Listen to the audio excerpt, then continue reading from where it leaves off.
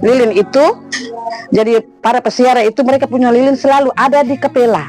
Selalu ada di Kapela karena lilin itu mereka bawa datang, kita daur ulang lagi, mereka beli lagi, jadi itu mereka punya lilin yang kita buat itu mereka punya lilin, jadi mereka punya wujud doa selalu ada di Kapela Maria.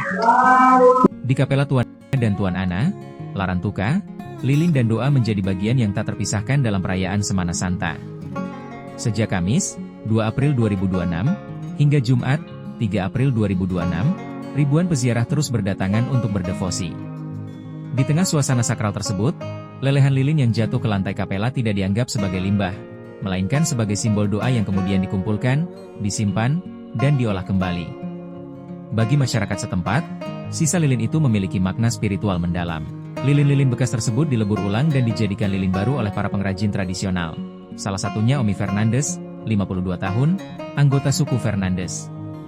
Ia merupakan bagian dari sistem tradisi bergilir dalam memenuhi kebutuhan sakramental, termasuk penyediaan lilin untuk Semana Santa. Tahun ini, Omi mendapat tanggung jawab memproduksi 1000 lilin kecil dan 25 lilin parmesa, lilin besar, atas pesanan Mardomo, yaitu pihak yang bertugas mengatur kelancaran prosesi Semana Santa. Proses pembuatan dilakukan secara manual di dapur sederhana di belakang Kapela Tuan. Mulai dari membeli sisa lilin, melebur dengan kuali besar, hingga menyaring dan mencetak kembali. Menurut Omi, penggunaan lilin bekas dari Kapela memberikan nilai spiritual yang tidak dimiliki lilin pabrikan. Setiap lilin yang dihasilkan dianggap sebagai doa yang dilelehkan kembali, menciptakan siklus suci antara devosi dan produksi. Selain bernilai religius, tradisi ini juga berdampak pada ekonomi keluarga. Dengan harga Rp4.000 per lilin kecil dan Rp20.000 sampai Rp25.000 untuk lilin besar, Omi dapat memperoleh sekitar Rp5 juta dari pesanan tahun ini. Pendapatan tersebut membantu kebutuhan rumah tangga, termasuk biaya pendidikan anak. Dalam sehari, Omi mampu memproduksi hingga 150 lilin kecil.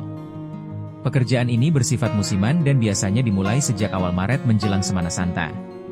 Tradisi ini tidak hanya melestarikan warisan budaya, tetapi juga mencerminkan tema aksi puasa pembangunan Keuskupan Larantuka tahun ini, yaitu membangun solidaritas ekonomi sebagai tanda pengharapan.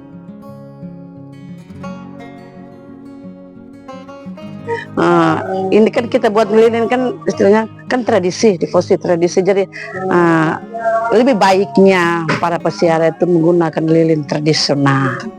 Lebih ada maknanya gitu. Kan lilin kan kita lilin ini kan kita beli dari Kapela Maria, bukan ambil dari luar, kita beli dari Kapela Maria. Itu kan istilahnya gini, lilin itu, jadi para pesiara itu mereka punya lilin selalu ada di Kapela.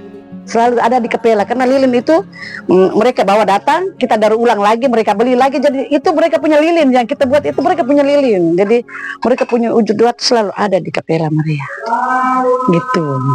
Download Tribun X sekarang, menghadirkan lokal menjadi Indonesia.